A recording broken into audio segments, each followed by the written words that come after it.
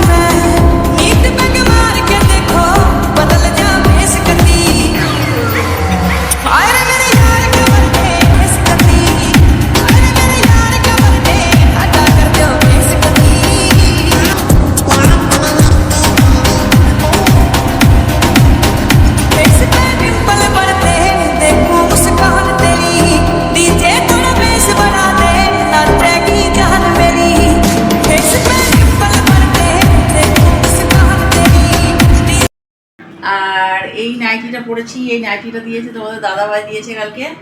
আর বাবান দুখানা কুর্তি দিয়েছে, সকালে একটা পরে দোকানে গিয়েছিলাম, আর আরেকটা রাত্রিরে যদি আমরা খেতে যাই রেস্টুরেন্টে, তাহলে ওটা তখন পরে যাবে।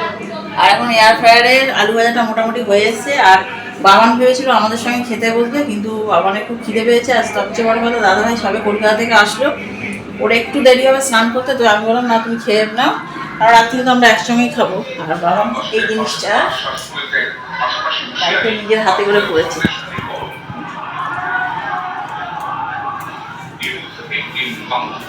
পুরো জিনিসটা বাবা নিজের হাতে করে করেছে।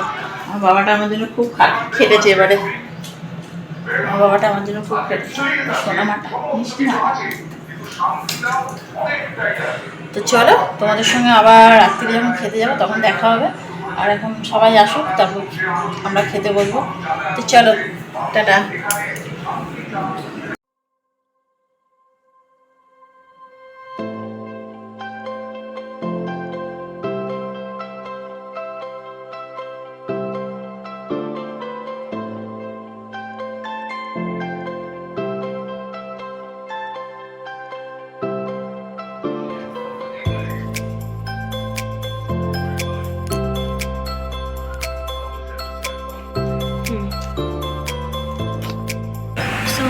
হেই গাইজ, আমরা এখন রেস্টুরেন্টে চলে এসেছি। তোমরা জানো আজকে মায়ের বার্থডে।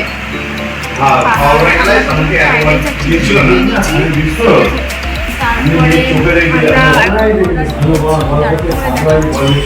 আমরা এখন এটা অর্ডার দিয়েছি, এই যে এটা হলো নান আর এটা চিকেন বাটার মশলা।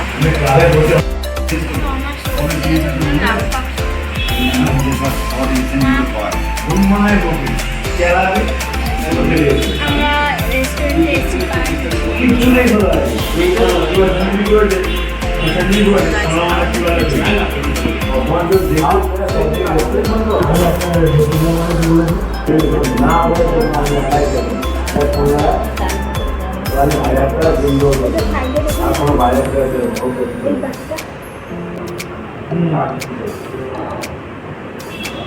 আমি মোবাইল দেখলাম তো দেখাবো আমি। হ্যাঁ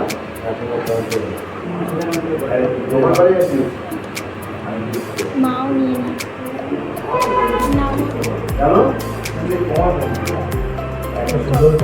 বাবাও চলে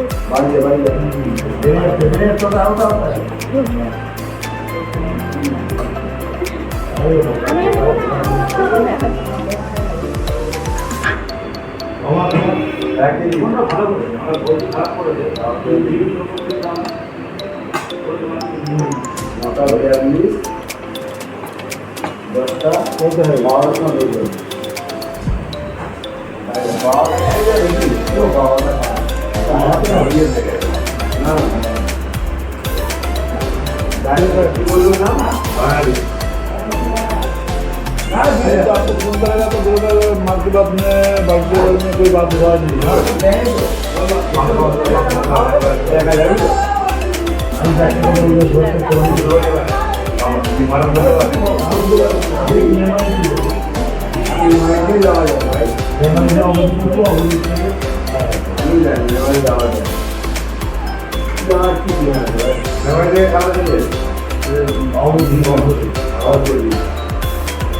अच्छा लोग आदमी अच्छा आदमी नहीं है।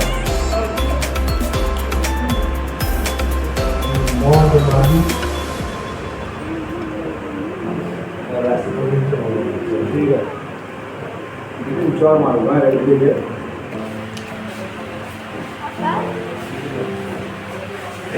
तो खाओ ठीक है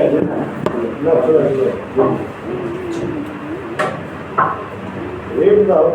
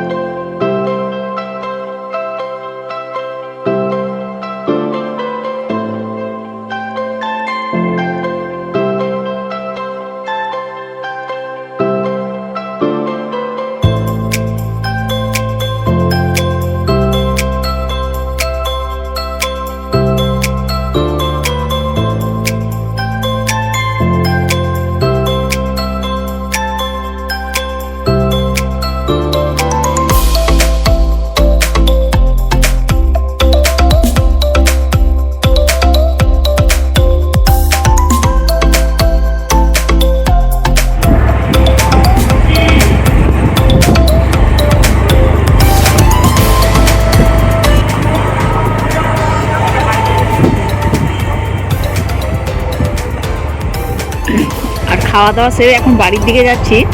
আর রাস্তাঘাট এত তাড়াতাড়ি ফাঁকা হয়ে গেছে। কটা বাজে? মোটামুটি 11টা বেজে গেছে না? 10:50 তো 11টাই, 10 মিনিট বাকি আছে। তো রাস্তাঘাট দেখো পুরো ফাঁকা হয়ে গেছে, সেরকম দোকানপাটও খোলা নেই, সব দোকান মোটামুটি বন্ধ হয়ে গেছে। আমরা একটা রেস্টুরেন্টে দেখে গেছিলাম যেটা মানে তখন খোলা ছিল আর এখন পুরো বন্ধ হয়ে যাচ্ছে।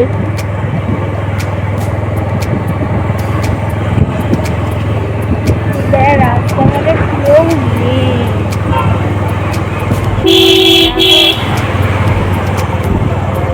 গাড়ি টাড়ি ছোট ছোট এসবই আছে আর কিছু।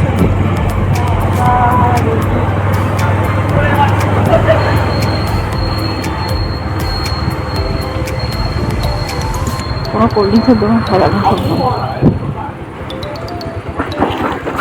কি বাজে একটা দিয়ে করে আমার চুল ঘুরিয়ে দিল। হ্যাঁ আমার কিনবো। আর বাড়ি চলে এসেছি, বাড়িতে এসে ফ্রেশ হয়ে নিয়েছি। আর সবাই মোটামুটি ঘুমোতে চলে গেছে, বাবা ঘুমোতে চলে গেছে। এখন যাবো শুতে। চলো আজকের মতন এইটুকুনি। তোমরা ভালো থাকো, সুস্থ থাকো, আর এইভাবে আমার পাশে থাকো। আর ভিডিওটা দেখো, যদি ভালো লাগে তো অবশ্যই লাইক করো, কমেন্টস করো, শেয়ার করো। টাটা।